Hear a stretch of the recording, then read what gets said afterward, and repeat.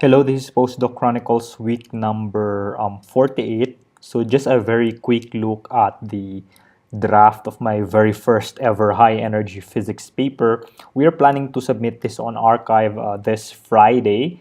And so Jong told me that we would wait like around a week to wait for comments from the phenomenology or the particle physics community regarding this work. So I'm not really used to that. My only paper that we submitted to arXiv was my second paper. The first paper in entanglement that I did, we did not even bother to submit it on arXiv because I didn't really think that someone would look at it. But yeah, basically in maybe I think these guys, my supervisor Jong and Deepak, they have a lot of colleagues in phenomenology that may be very actively looking at what are the new things that are uploaded in arXiv. So we uploaded it there. We don't submit it at the same time we upload it in arXiv, unlike the thing I did when I first uploaded a paper on arXiv. But basically the title of my paper is Constraining Stealth SUSY with Illuminated Fat Jets at the LHC. So the illuminated word at the title alludes to the fact that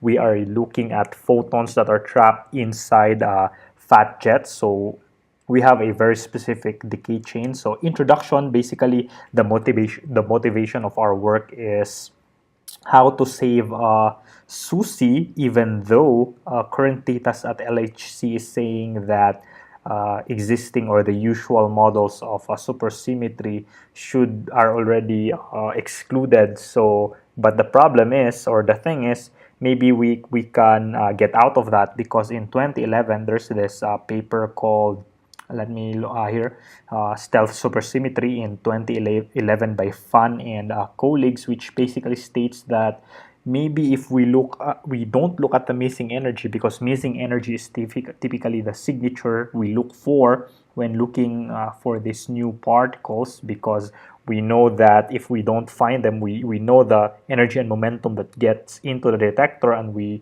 expect what goes out. So if we measure a huge amount of missing energy, in other words, energy or momentum that is unaccounted for, then we would say that these are new particles. But basically, this paper, they said, what if we can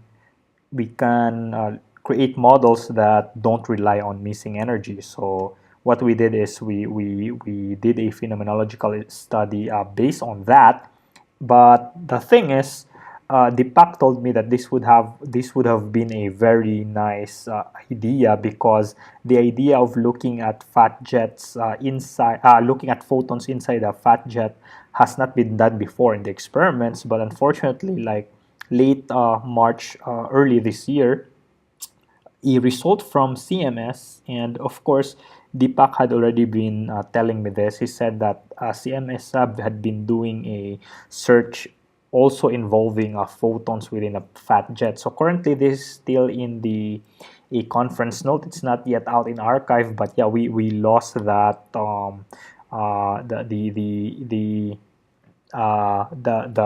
what do you call this, the originality of our work. It's lost from the release of this paper. But of course, there are some differences. For instance, they are looking at gluino production, while in our paper we are looking at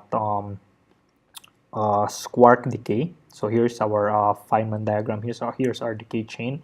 And also they are looking at the HT variable to compare against the background, and they are looking at the photon, what are they looking here, the fraction of the photon PT and the jet PT. Whereas in our case, it turns out that the strongest discriminator in our case is the fat jet multiplicity. Okay, so that's what we're looking at. So basically the job was in section 2.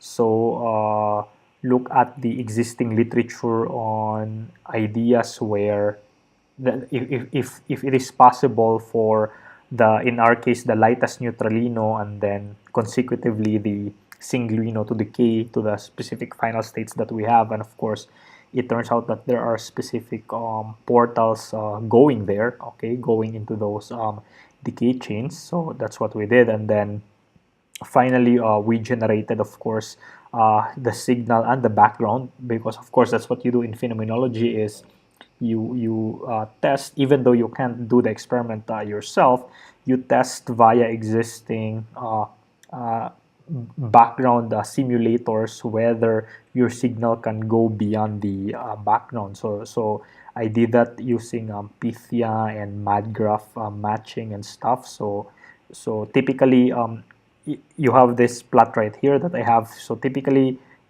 if you only have a clean background, QCD background in our case, the signal would be overlapped by the background. So what you want is because in here, if the standard model, when you say background, this is what you expect when you do the experiment based on the existing theories of the standard model. So if you just do the experiment, you see this line right here, you can't see anything. So even when you say it's there, basically your data is your theory is useless because it's untestable. Okay, so the only thing it would be relevant is if you can find a way for your signal to overlap the background. Then you would say that if standard model says that it looks like this, however when you do the experiment you will have a bump. Okay, so that's basically what you do. And so you now look for existing properties of your QCD background and your signal so as to reduce that background. So what happens is the final thing that happens is this is our result. You can find that in my paper here. So as you can see, the QCD background is now, it starts at like, the clean one is like above like 10 to the 7th in this region, but you can see here it's now way below 10 to the 1. Okay, so now our signal is overshooting the background, and our powerful discriminator that allowed us to do that is basically this thing called fat jet multiplicity, where if you can see here, the number of fat jets in this signal. Okay, so basically here you have, when the number of fat jets is less than 4, you can see the background dominates the signal. Of course, our background is not just QCD. We also have backgrounds from TT bar, W gamma, Z gamma, basically anything that looks like gamma GG, but we thought the most prominent one, because we have GG in our final state, would be QCD. So in fact, we generated some other forms of background. They are way smaller than the QCD that we have here. But anyway, if you look at the fat jet multiplicity, you'll see here that at n less than 4, the signal is less than the background, but then at n is greater than 4, our signal is greater than the background. So in other words, if we introduce this cut, if we say we only filter those events with fat jets greater than 4, then our signal should be greater than the background, which is what we have here. So of course, again, the difference with the CMS result is the one that they're looking at is the photon PT fraction. So here, this is their QCD, the black one over here where my cursor is.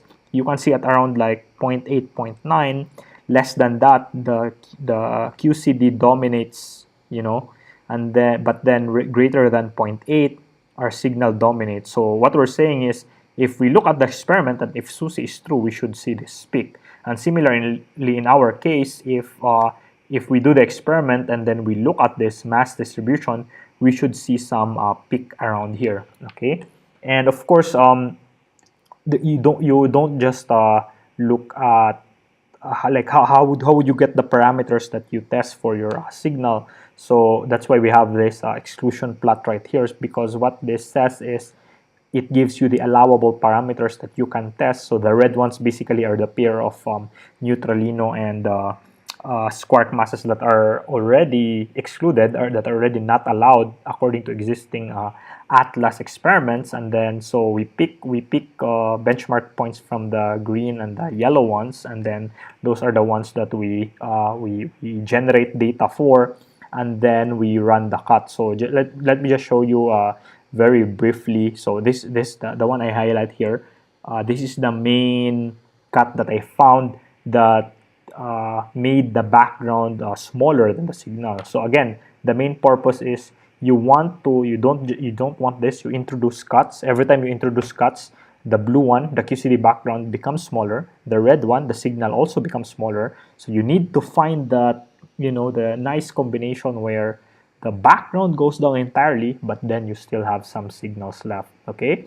So again, like I said, we would like to submit this by Friday. So basically, we did some comparison of the sensitivity of our search versus that of existing sensitivity for the specific benchmark points that we had. But we're still not sure if we should include an R value comparison of the sensitivity between our search. And in fact, in my let me uncomment here the part where I excluded. So if you recompile the paper, of course it is in overleaf, but if you recompile it, basically we have a plot where we are looking at the sensitivity of our case, which is way stronger than the strongest existing limits on the benchmark points that we are looking at. But the problem is, it's not as simple as that, just looking at the sensitivity, because the neutralino, the mass resonance that we're looking at, is not a, how should I say this? It's a free parameter. It's not something that is predicted by supersymmetry. So unlike, for example, if you look for resonances like for W or Z, these guys are these have mass that are predicted by the standard model themselves. So versus some other type of resonances, for example, the Higgs boson, where that 125 GeV, that number is not, you can't derive that from standard model. Okay, so that's an input from the experiment. So there is a subtle difference between looking at peaks or resonances of masses where what the mass value would be a priori, versus if you don't know where. Okay, so what if, for example, so the problem here is the neutralino mass is not predicted by the supersymmetry theory. So there's a subtle, what if we see a peak here, but what's the chance that it's just a fluctuation and so on. So it's not as simple as looking at sensitivity. That's why we're still having a discussion right now with my supervisors whether we include that sensitivity comparison or not. Okay, so my current draft so far doesn't include that. Okay, so yeah. But yeah, so basically that's the status of the paper so far. So this is my first project. This is my first research in high energy physics, in particle physics, just a year ago. Like I said in my previous Postdoc Chronicles, I came here like first week of May. I knew almost nothing in like phenomenology research, but now I am now familiar with the tools that we use, sort of the tools of the trade, when you do particle physics, like NLL fast, or how do you use Rivet, or how you generate things in for example Pythia. For example, this one is our code for the background, how you define. So let me see if I can find that. For example, how you define your spectrum file in. So for example, if you have this specific SUSY model, what are the values of the parameters that should be generated, what are the branching ratios for those different decay chain, and so on. So I had to learn that during my first year. So currently, aside from this research, we're also doing some Higgs project, this model that assumes what if there are like two types of Higgses or something like that. And then we have this other project where we are looking at another model of a supersymmetry called the compressed spectra, and then apply that, because there's a subtle effect when you consider compressed spectrum and apply that to this models called MUED, minimal universal extra dimensions. Okay, but yeah, so anyway, hopefully by Friday we can submit this, and I don't know if we will be adding anything, or because yeah, before we were looking at some like fitting analysis on our pics or versus the background. Maybe we can do some statistics on that, and then we decided to just look at the sensitivity and then or the R value. But yeah, we'll see.